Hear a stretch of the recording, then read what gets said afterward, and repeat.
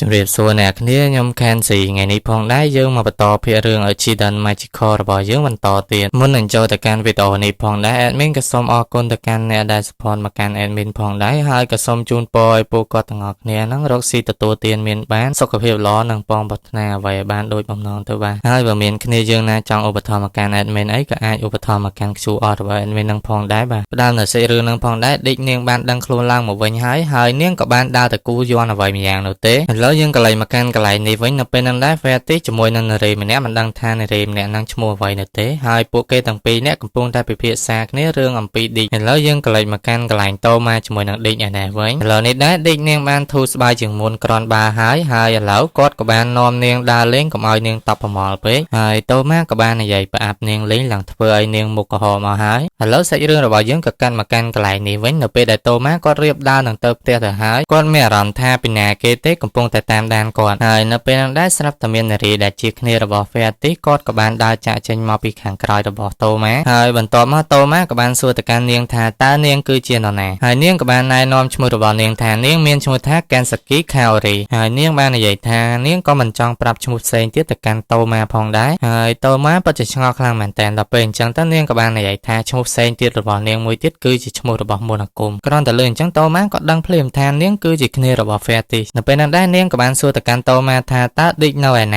ាលើអញ្ចឹងតូម៉ាក៏បាននិយាយថាបើសិនជាខ្ញុំមិនឆ្លើយវាមានរឿងអ្វីកើតឡើងបើសិនជាមិនឆ្លើយក៏មិនអីដែរអញ្ចឹងបន្ទាប់មកនាងក៏បានដកដាវរបស់នាងដើម្បីបញ្ចេញអត្តពលទៅកាន់តូម៉ាឲ្យគាត់បានឃើញហើយការីនាងក៏បានសួរទៅកាន់តូម៉ាម្ដងទៀតថាតើគាត់ព្រមប្រាប់រឿងនោះមកកាន់នាងដែរឬទេក៏ប៉ុន្តែតូម៉ាបាននិយាយថាគាត់គ្មានរឿងអ្វីដែលប្រាប់ទៅកាន់នាងនោះទេហើយមិនចាំយូរនោះទេការីនាងក៏បានបញ្ចេញថាមពលទៅកាន់តូម៉ាយ៉ាងខ្លាំងគួរសមមួយដែរហើយការីនាងក៏បាននិយាយបន្តទៀតថាគាត់ក៏ដឹងអំពីដៃស្ដាំរបស់តូម៉ាផងដែរដែលវាអាចបន្សាបវេទមន្តគ្រប់ប្រភេទបន្ទាប់មកតូម៉ាគាត់មិនចាំយូរនោះទេគាត់ក៏បានរត់សម្រុកទៅកាន់ការីយកតែម្ដងក៏ប៉ុន្តែមានណាត្រូវបានការីនាងក៏បានប្រើថាមពលរបស់នាងដើម្បីរុញទៅកាន់តូម៉ាមកខាងក្រោយវិញបើទោះបីជាយ៉ាងណាក៏ដោយតូម៉ារបស់យើងពិតជាក្បាលរឹងខ្លាំងណាស់ហើយគាត់ក៏បានចូលទៅវាយប្រហារទៅកាន់នាងម្ដងទៀតក៏ប៉ុន្តែគាត់ចូលទៅកាន់លើកហ្នឹងគាត់ក៏ត្រូវរបួសគួរសមផងដែរនៅពេលហ្នឹងដែរគាត់ក៏បានសម្លឹងទៅកាន់ការីហើយគាត់ដឹងថានាងមិនបានប្រើវេទមន្តនោះទេហើយគាត់ក៏បានមើលឃើញថានាងបានប្រើខ្សែឆ្មាល់អ្វីម្យ៉ាងនោះទេដើម្បីវាយប្រហារមកកាន់គាត់នៅពេលលើតូម៉ានិយាយចឹងកាអូរីក៏បាននិយាយថានាងមិនចង់ប្រើវេទមន្តរបស់នាងនោះទេបើសិនជានាងហ៊ានប្រើវេទមន្តនោះច្បាស់ណាស់ថានាងនឹងសម្លាប់តូម៉ាចោលជាមិនខាននោះទេលើអញ្ចឹងតូម៉ាក៏បានស្រែកទៅកាន់នាងថាគាត់មិនព្រមស្លាប់នៅក្រោមមនុស្សអាក្រក់ដូចជានាងទេនៅពេលលើអញ្ចឹងការីនាងក៏បានប្រើក្បាច់របស់នាងមួយដែលមានឈ្មោះថាណាណាសិនដើម្បីវាយប្រហារទៅកាន់តូម៉ាបើទោះបីជាត្រូវប៉ុណ្ណឹងក៏ដោយតូម៉ាគាត់ក៏បានដើរសម្ដៅទៅកាន់កា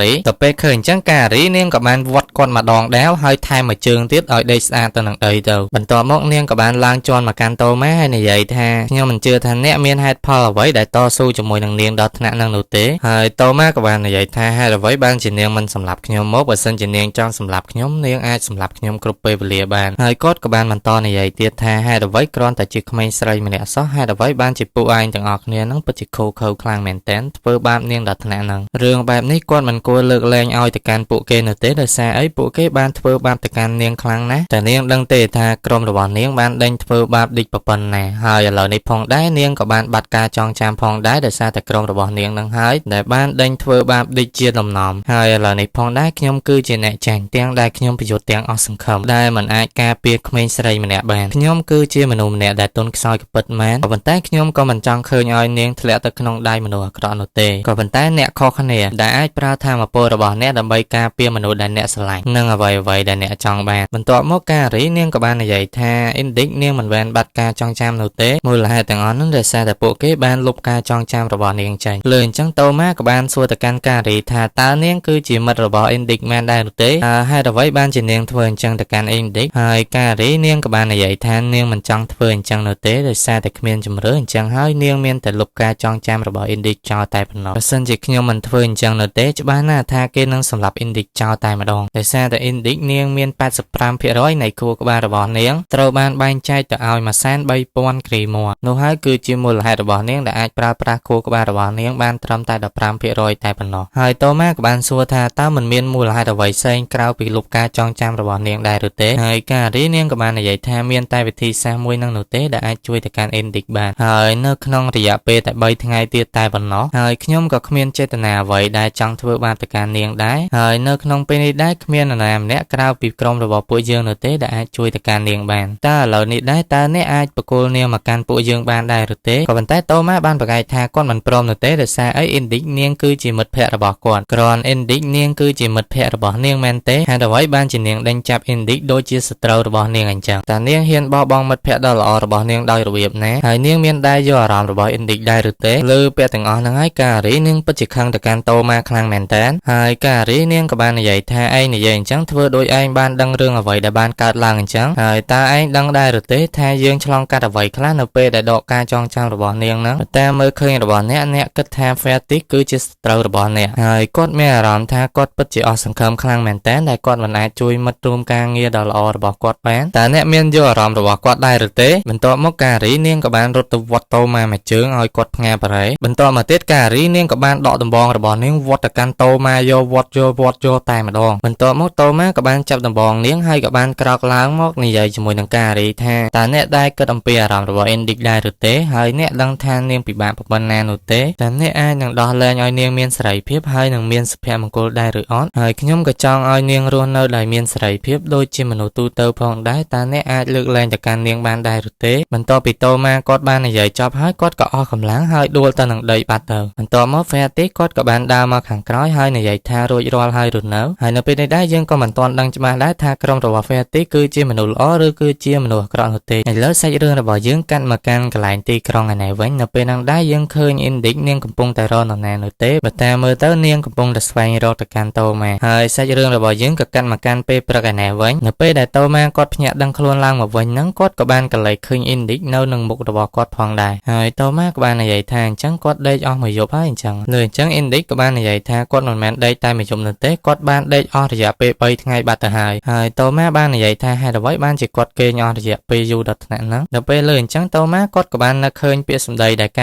ារីបានប្រាប់ទៅកាន់គាត់ថារយៈពេល3ថ្ងៃតែប៉ុណ្ណោះច្បាស់ណាស់ថាអ៊ីនឌីកនាងនឹងមានគ្រោះថ្នាក់ជាមិនខាននោះទេហើយតូម៉ាក៏បានគិតថាមូលហេតុដែលអ៊ីនឌីកនៅចាំគាត់ហ្នឹងដោយសារតែនាងមិនទាន់ត្រូវបានក្រុមរបស់ការីនាងបានលុបការចងចាំរបស់អ៊ីនឌីកទេឃើញតូម៉ារបស់យើងផ្លឹកអញ្ចឹងអ៊ីនឌីកក៏បានសួរទៅកាន់តូម៉ាថាតើគាត់មានរឿងអ្វីកើតឡើងហើយតូម៉ាក៏បាននិយាយថាគាត់មិនមានរឿងអ្វីកើតឡើងនោះទេហើយអ៊ីនឌីកនាងបាននិយាយថាជប់លាក់បាំងមកកាន់ខ្ញុំទៅខ្ញុំដឹងរឿងគ្រប់យ៉ាងទាំងអស់ដោយសារតែការីនាងបានប្រាប់រឿងគ្រប់យ៉ាងដែលអ្នកបានសន្លប់នៅលើដងផ្លូវមួយហ្នឹងហើយខ្ញុំក៏មិននឹកស្មានដល់ដែរថាអ្នកហ៊ានតតាំងជាមួយនឹងពួកក្រុមគ្រូមន្តអាគមទាំងអស់ហ្នឹងដោយសារតែការពារខ្ញុំហើយខ្ញុំពិតជាសុំទោសទៅកាន់អ្នកខ្លាំងណាស់ដែលខ្ញុំមិនអាចជួយអ្វីទៅកាន់អ្នកបានអីបន្តិចសោះតូម៉ាហើយតូម៉ាបាននិយាយថាវាមិនអីនោះទេសំខាន់ឲ្យតែនាងមានសុខភាពទៅបានហើយពេលលើអញ្ចឹងអ៊ីនឌីកនាងក៏បាននិយាយថាវាមិនអីនោះទេអញ្ចឹងចាំនាងជួយប្រើវីតាមុនដើម្បីជួយព្យាបាលទៅកាន់តូម៉ាហើយតូម៉ាបាននិយាយថាវាមិនអីនោះទេមិនបាច់ប្រើវីតាមុនអីមកព្យាបាលមកកាន់គាត់នោះទេបន្តិចទៀតហ្នឹងវានឹងជាបាត់ទៅហើយលើអញ្ចឹងអ៊ីនឌីកនាងពិតជាខឹងទៅកាន់តូម៉ាណាហើយនាងក៏បានសួរទៅកាន់តូម៉ាថាតើហេតុអ្វីបានជាអ្នកនៅតែមិនជឿរឿងវីតាមុនមួយហ្នឹងអញ្ចឹងហេតុអ្វីបានជាអ្នករឹងរូសម្លេះប្រៀបបីបានដូចជាមនុស្សដែលស្រឡាញ់គេតែម្នាក់ឯងអញ្ចឹងហើយវាប្រៀបបីដូចជាអ្នកដែលកំពុងតែមើលវីដេអូហ្នឹងផងដែរអត់ឯគ្នាយើងកន្លែងហ្នឹងអេដមីននិយាយមែនណាសាច់រឿងរបស់គេនិយាយចឹងមែនបន្ទាប់មកតូម៉ាក៏បាននិយាយថានៅពេលដែលនាងនិយាយអំពីរឿងវីតាមុនហ្នឹងគាត់ពិតជាមិនចង់ឃើញមុខនាងនោះទេអ៊ីនឌីកនាងក៏បាននិយាយថាខ្ញុំឃើញនៅពេលដែលខ្ញុំបានភ្ញាក់ឡើងមកវិញម្ដងទៀតសម្លេងដែលខ្ញុំបានសន្លប់ហ្នឹងនៅពេលដែលខ្ញុំបានសបន់ឃើញវាពិតជាអាម៉ាស់ខ្លាំងណាស់ហើយនៅពេលនេះដែរខ្ញុំមានអារម្មណ៍ថាខ្ញុំប្រៀបបីបានដូចជាមនុស្សដែលគ្មានប្រយោជន៍បន្តិចម្ដងមកហើយខ្ញុំពិតជាភ័យខ្លាចខ្លាំងមែនតើនៅពេលដែលខ្ញុំគ្មានប្រយោជន៍អ្វីទាល់តែសោះលើអញ្ចឹងតូម៉ាក៏បាននិយាយថាសុំទោសទៅកាន់នាងហើយអ៊ីនឌីកក៏បាននិយាយថាវាមិនអីនោះទេបន្ទាប់មកនាងក៏បានសួរទៅកាន់តូម៉ាថាតើគាត់ចង់ញ៉ាំអ្វីដែរបន្ទាប់មកនាងក៏បានធ្វើអ្វីមួយចានទៅទេដើម្បីឲ្យទៅកាន់តូម៉ាញ៉ាំដល់ពេលតូម៉ាឃើញអញ្ចឹងគាត់ក៏បានសួរថាតើអាហ្នឹងញ៉ាំកើតដែរហើយអ៊ីនឌីកក៏បាននិយាយថានាងក៏ធ្លាប់គឺជាបងស្រីម្នាក់ផងដែរអញ្ចឹងហើយអាការថែទាំជំងឺហ្នឹងនាងដឹងច្បាស់ណាស់ហើយតូម៉ាក៏បាននិយាយថាមើលសុំគិតមើលឲ្យស៊ីជម្រៅបន្តិចទៀតមើលលើអញ្ចឹងអ៊ីនឌីកក៏បាននិយាយថាតើអ្នកមិនឃ្លានមែនដែរឬទេគ្រាន់តែដឹងអ៊ីនឌីកនាងរៀងខឹងមកកាន់គាត់អញ្ចឹងតូម៉ាគាត់ភ័យខ្លាំងមែនតើហើយគាត់ក៏បានគិតនៅក្នុងចិត្តរបស់គាត់ថាអញពេលនេះដឹងងាប់រស់ទេបន្ទាប់មកអ៊ីនឌីកនាងក៏បានរបូតដៃហើយអាចារ្យមួយហ្នឹងក៏បានកំពប់ទៅកាន់ក្បាលរបស់តូម៉ាក៏តែម្ដងដឹងជាថែអ្នកជំងឺហើយក៏មកចង់សម្លាប់អ្នកជំងឺនោះទេនៅពេលហ្នឹងដែរស្រាប់តែមាននរណាគេទេក៏បានកោសទ្វារមកកាន់ពួកគេទាំងពីរនាក់ដល់ពេលបើកមើលតាមពិតទៅពីរនាក់ហ្នឹងគឺជាព្រះទីជាមួយនឹងការីសោះហើយអ៊ីនឌីកនាងក៏បាននិយាយថាសូមឲ្យពួកគេទាំងពីរនាក់ចាកចេញពីទីហ្នឹងទៅហើយឲ្យនាងធ្វើអ្វីក៏នាងព្រមដែរក៏ប៉ុន្តែសូមឲ្យពួកគេទាំងពីរនាក់កុំធ្វើបាបទៅកាន់តូម៉ាបន្តទៀតអីហើយសាច់រឿងរបស់យើងក៏កាត់បញ្ចប់ដោយត្រឹមប៉ុណ្ណឹងដែរមូលហេតុម្សិលមិញដែលខ្ញុំបានចេញវីដេអូហ្នឹងដោយសារ តែខ្ញុំវាមានបញ្ហាពងកអញ្ចឹងហើយក៏បានធ្វើឲ្យគ្នាយើងទៅហើយចាប់ពីស្អែកវិញទៅខ្ញុំក៏ចូលរៀនវិញដែរអញ្ចឹងហើយប្រហែលជាគ្មានបានធ្វើមួយថ្ងៃមួយវីដេអូនោះទេ